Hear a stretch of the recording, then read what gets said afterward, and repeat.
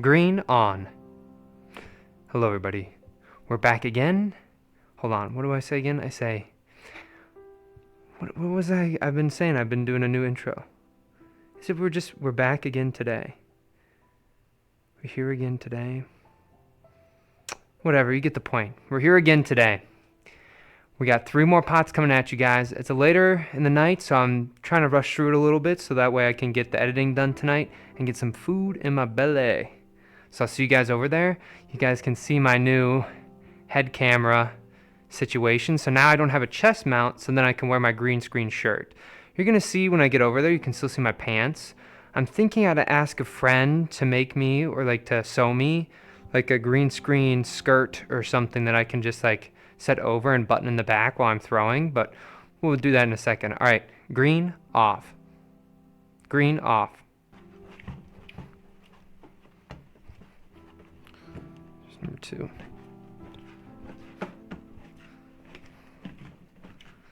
Dun, dun, dun. I'll wedge that up. Okay.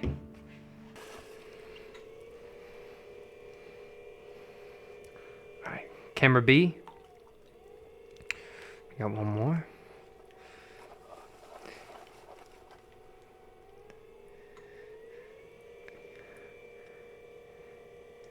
Thank you. Yeah, green waist apron would be awesome, but I think it just needs to be something that can just go over just this part, right? My pants area. So then I'm full green screen, but it needs to be easy to put on and take off, you know? Like I'm thinking like a button or something in the back or a clip. Because if it's just like an elastic thing or it's just like a towel, it's just gonna fall off as I'm moving around, you know? So, but anyway, pushing this down. All right, camera C. Camera C. So this way you guys can see what I'm doing here. So I'm pushing this fist straight down. Right.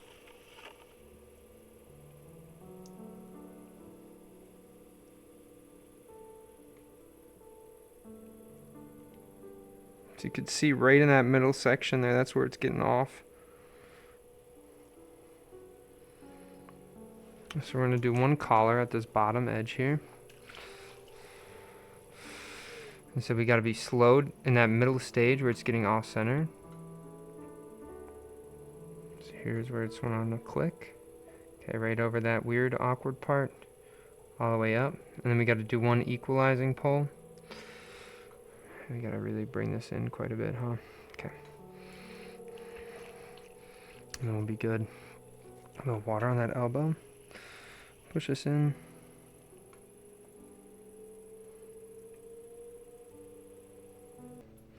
Camera B. Slowly just walk this up. We want to leave the top have a little bit of thickness left. And so then when I go to twist this down, right, it's going to collapse around that middle part there. Bring that out wider, and it's ripped a little bit, but we'll let it just totally nest right on itself, right? And so why is that staying up? And I'll show you guys in a second. So camera C. Camera C. So you can see how on the interior here, that top ridge is resting on the spiral. So the spiral is quite literally holding up the object right now, right? So I'll go back to camera B. And so that's why it's still able to be, you know, standing up right now. 1, 2, 3, 4, 5, 6, 7, 8, 9, 10. Okay, perfect, 10. So whenever it's even, we can do flower petals, right? So we skip one, and look at that. We got a nice little flower petals right on the bottom. Camera B.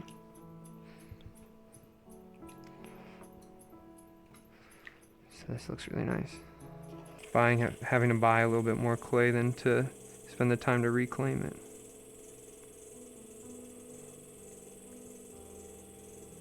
Right, so there's a pole. A little bit of water on this top edge again.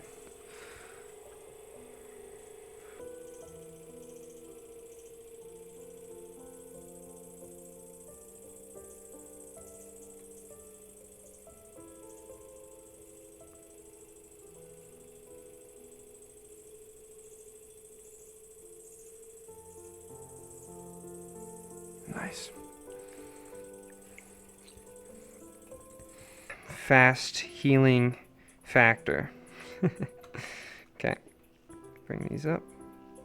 So I'm feeling good nowadays. But yeah, a lot of people say that pottery is satisfying, but I think it's really, when you're working with it, it feels more of like a battle. Alright, jump. There we go. 1, 2, 3, 4, 5, 6, 7, 8. Great, we can do petals on this one as well. And that will mean maybe on the last one we'll do tendrils. Too wet on the bat. But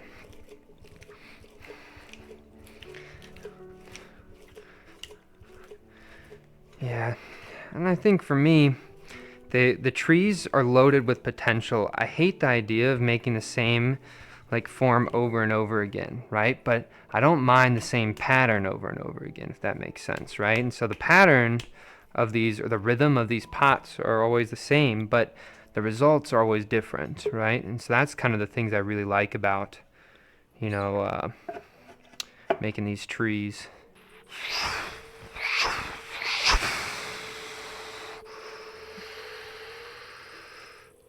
Slowly push this down. Oh, hey, chill, chill, chill, chill. Again, slow, consistent speed. As long as your tension is still, always on that object. The clay just want to go nest right back in center there. I push this up just a little bit. I'm going to get the hammer fist. So here comes the hammer fist. The hammer fist is coming down. Great background choice. Yeah, I think they're all from Studio Ghibli.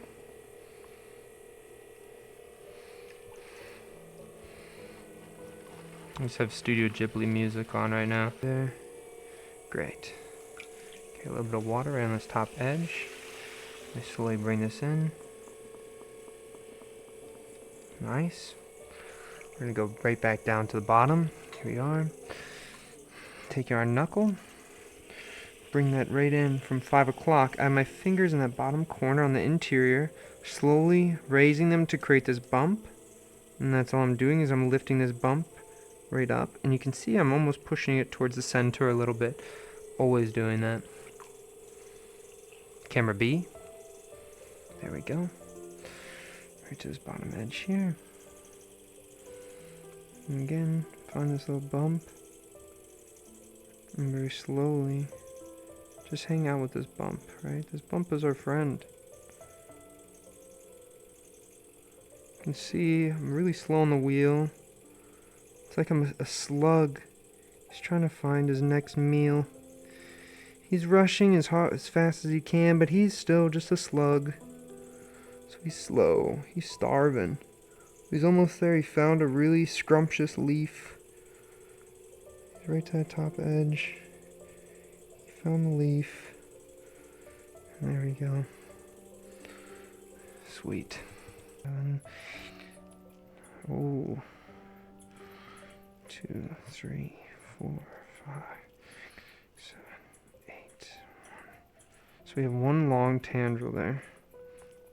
And so you can see it wanting to twist. Okay.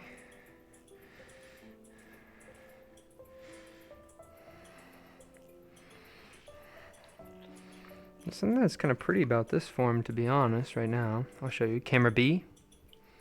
Camera B.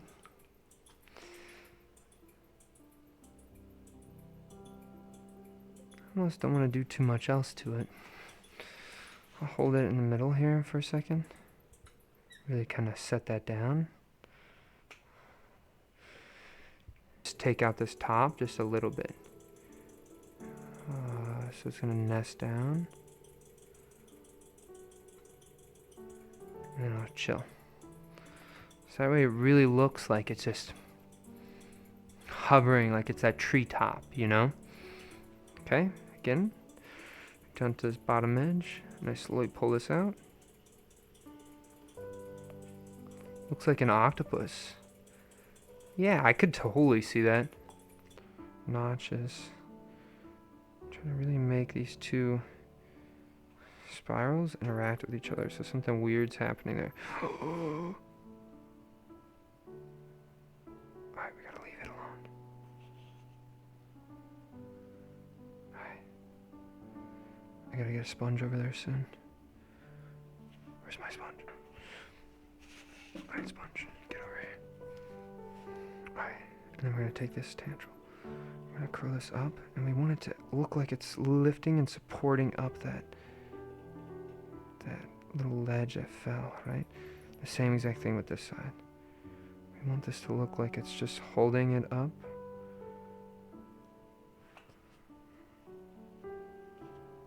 Somebody said ew. So funny.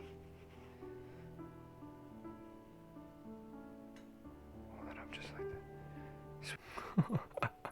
So look at the interior. So dry like this, right? Looks like it's looking at you, trying to eat you.